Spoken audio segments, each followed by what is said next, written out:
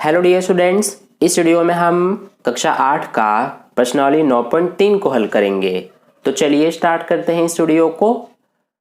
तो देखिए dear students, question number 1 में हमसे क्या कहा गया है, निम्नलिखित युग्मों में प्रत्येक के व्यंजकों का गुणन कीजिए। तो देखिए इसमें हमें कुल 5 भाग दिए गए हैं। तो सबसे पहले हम यहाँ पर पहले भाग को कर लेते हैं। तो डियर स्टूडेंट्स, पहले भाग में हमें ये बीजीय व्यंजक दिए गए हैं। इसमें दो बीजीय व्यंजक है, एक ये 4p और दूसरा है q प्लस r। तो हमें इसका गुणन करना है, यानी कि हमें इनका गुणा करना है। तो देखिए कैसे करते हैं, इसमें ध्यान दीजिए। एक तो ये बीजीय व्यंजक एक पदी है और दूसरा ये जो बीजीय व्यंजक है ये द्विपदी है, क्योंकि इसमें दो पद हैं। तो इसका गुणा हम कैसे करते हैं, ये देखिए। सबसे पहले हम जो ये 4p है इसको इस तरह से लिख लेंगे और जो ये q प्लस r है इसको हम यहाँ पर इस तरह से ब्रैकेट में लिख लेते हैं, क्योंकि ब्रैकेट का मतलब गुणा होता है। ठीक है, इसीलिए हम यहाँ पर ब्रैकेट लगा देंगे, क्योंकि हमें इनका गुणा करना है। तो इस तरह से हमने ये ब्रैकेट में कर दिया। अब ध्यान देना, हम क्या करते हैं यहाँ पर कि जो ये ब्रैकेट के बाहर है 4p, इसका हम ब्रैकेट के अंदर इन दोनों से गुणा करेंगे, क्योंकि इसमें द्विपदी है, यानी कि दो पद है इसमें। तो इसीलिए जो ये 4p है इसका सबसे पहले q से गुणा होगा, फिर 4p का r से गुणा होगा। देखिए कैसे, सबसे पहले 4p को यहाँ पर लिखा, अब हमें इसका गुणा करना है सबसे पहले q से। ठीक है, इसी तरह से अब यहाँ पर प्लस का चिन्ह है तो यहाँ पर प्लस का चिन्ह लगा देंगे। अब ये जो 4p है इसका इस r से गुणा करेंगे। आई होप आपको समझ में आ गया। मैंने क्या कहा कि जो ब्रैकेट के बाहर है उसका ब्रैकेट के अंदर जितने पद हैं उन सब से गुणा करना पड़ता है। तो 4p का पहले q से गुणा किया, फिर 4p का r से गुणा किया। अब देखिए गुणा कर लेते हैं। सबसे पहले 4p का q से गुणा करेंगे तो ये हमारा 4 तो एज इट इज आ जाएगा, क्योंकि इसमें संख्या है लेकिन इसमें नहीं है, तो इसको उतार देते हैं। अब p और q का गुणा करेंगे, तो जब p और q का गुणा करते हैं तो pq आ जाता है। इसके बाद यहाँ पर प्लस लगा हुआ है तो ये प्लस उतारा। ये प्लस कहाँ से आया, ये प्लस हमारा यहाँ का है। ठीक है, इस प्लस को यहाँ पर हमने उतार दिया और इसको यहाँ पर।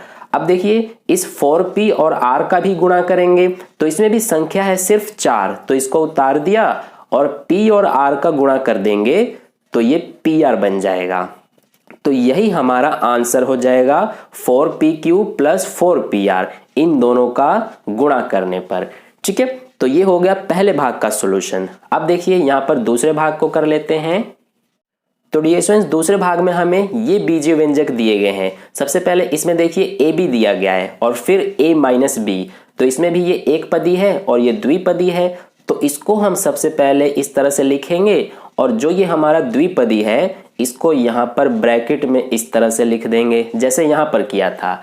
ठीक है, अब क्या करते हैं हम कि जो ब्रैकेट के बाहर है इसका ब्रैकेट के अंदर दोनों पदों से गुणा करते हैं, यानी कि a और b दोनों से। तो सबसे पहले हम ये जो ab है इसका गुणा करेंगे किससे, इस वाले से, यानी कि a से।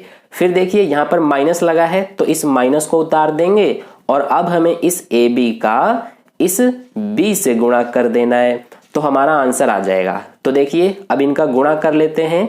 तो सबसे पहले ab का a से गुणा करेंगे तो क्या आएगा, देखिए यहाँ पर भी a है, यहाँ पर भी a है, तो a और a का गुणा करेंगे तो क्या आएगा, a को एक बार उतारेंगे और यहाँ पर स्क्वायर आ जाएगा, क्योंकि इसकी भी घात कुछ नहीं है तो एक मानेंगे और इसकी भी कुछ नहीं है तो एक ही मानते हैं। तो इन दोनों घातों को जोड़ देंगे तो 2 हो गया और a को एक बार उतार दिया, तो इन दोनों का गुणा ये आ गया। अब देखिए इसमें b है लेकिन इसमें नहीं है, तो इस b को एज इट इज लिख देते हैं। ठीक है, तो इनका गुणा करने पर a स्क्वायर b हो गया। अब यहाँ पर माइनस लगा है तो इसको यहाँ पर उतारेंगे और अब इसमें देखिए ab का b से गुणा करना है, तो इसमें a है लेकिन इसमें नहीं है, तो इस a को उतार देंगे और b का गुणा करेंगे तो b स्क्वायर बन जाएगा। ठीक है, तो ये हमारा आंसर हो जाएगा दूसरे भाग का। अब यहाँ पर तीसरे भाग को कर लेते हैं।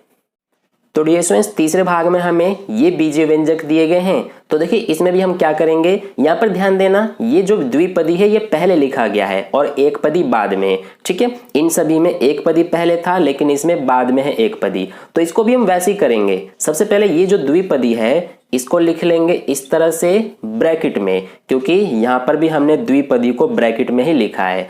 अब इसका हमें इससे गुणा करना है 7a² b² से। तो देखिए अब इसको भी हम वैसे ही करेंगे। हमें इसका इन दोनों से गुणा करना होता है, यानी कि a से भी और b से भी। तो क्या करेंगे कि सबसे पहले 7a² b² को लिखेंगे और इसका हमें किससे गुणा करना है, सबसे पहले a से। तो ये हम कर देंगे। फिर यहाँ प्लस है तो प्लस उतारा। अब हमें इसका इससे भी गुणा करना है, यानी कि 7a² b² का इस b से गुणा करना है। तो देखिए अब गुणा करेंगे तो यहाँ पर ध्यान दीजिए, सबसे पहले इन दोनों का गुणा करेंगे। तो 7 इसमें संख्या है लेकिन इसमें नहीं है, तो इस 7 को उतार देते हैं। अब इसमें a² है, इसमें a है, तो इस a की घात क्या मानते हैं, 1। तो a² और a का गुणा करते टाइम a को एक बार उतार देते हैं और घातों को जोड़ देते हैं। तो 2 और 1 3 हो गया, यानी a की घात 3 आ गया। और इसमें b² है, इसमें नहीं है, तो इस b² को उतार देंगे। ठीक है, अब इसके बाद ये प्लस है तो यहाँ पर प्लस आ जाएगा। ठीक है, इसके बाद देखिए इसका हमें इससे गुणा करना है। तो इसमें भी 7 है संख्या, इसमें नहीं है, तो इस 7 को उतार देंगे। इसमें a² है, इसमें नहीं है, तो a² को भी उतारेंगे। अब इसमें b² है लेकिन इसमें सिर्फ b है, तो इसकी घात कुछ नहीं है, तो 1 मानते हैं। अब b² और b का गुणा करते टाइम b को एक बार लिखेंगे और दोनों घातों को जोड़ देंगे, तो b की घात 3 हो गया। यानी ये हमारा आ गया आंसर 7a की घात 3 b² प्लस 7a² b की घात 3। ठीक है, तो ये हो गया तीसरे भाग का सॉल्यूशन। अब यहाँ पर हम चौथे भाग को कर लेते हैं।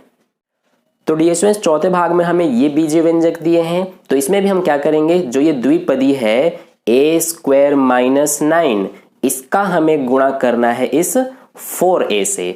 तो कैसे करते हैं, सबसे पहले हमें 4a का इससे गुणा करना है a² से। तो इसको लिखेंगे 4a गुणा a²। फिर यहाँ माइनस है तो माइनस लगाया। अब हमें 4a का 9 से गुणा करना है, तो 4a लिखा और ये 9 इस तरह से गुणा में आ गया। अब देखिए इनका गुणा करेंगे तो सबसे पहले 4a का a² से गुणा होगा।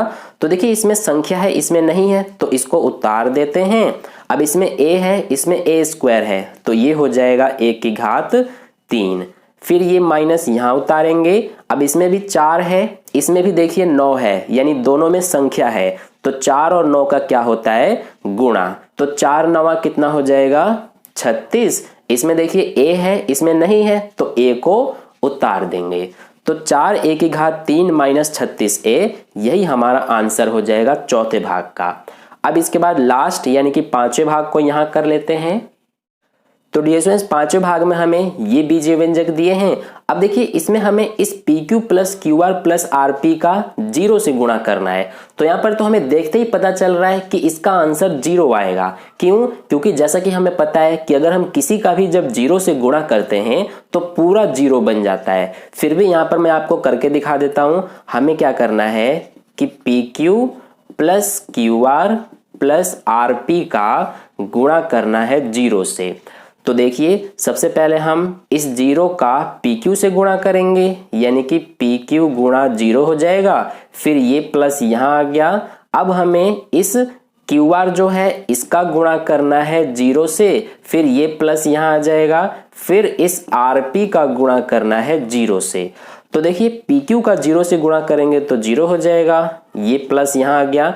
QR का 0 से करेंगे तो 0 आ गया, फिर RP का 0 से करेंगे तो 0 आ गया। तो हमारा 0 + 0 + 0 0 ही आएगा आंसर, यानी कि पांचवें भाग का आंसर 0 हो गया।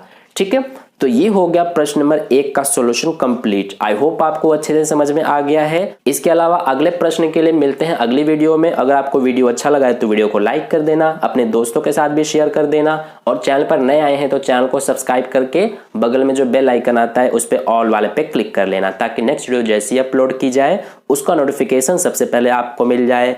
मिलते हैं फिर नेक्स्ट वीडियो में। धन्यवाद।